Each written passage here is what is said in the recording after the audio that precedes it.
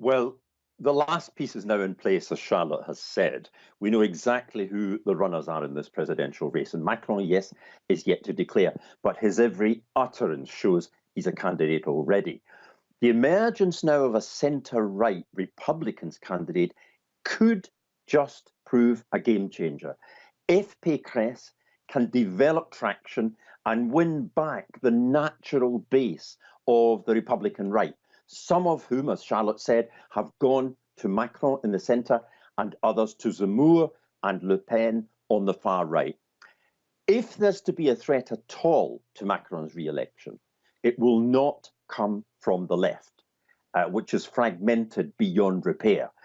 And it won't come from the far right, with neither Le Pen nor Zemmour having the capacity to muster a winning majority in the runoff. Either of these two is Macron's dream opponent.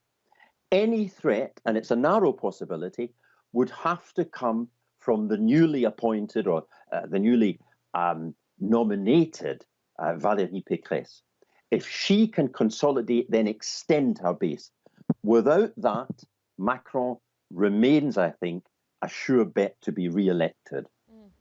How do you see Pécresse going ahead to try to execute, on the sort of path that you just outlined? What would be the key topics that would eventually drive that outcome? What's on the agenda? I think this is the big question.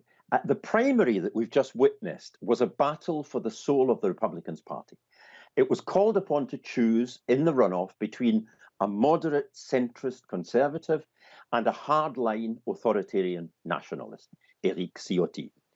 The centrist conservative won, but the problems start now. Pécresse will head the centre-right's bid to return to national power, remember, after a decade in opposition. For that, she has to rebuild a support base that has largely been siphoned off by Macron, as we've said, in the centre, by Le Pen and now Zemmour on the far right.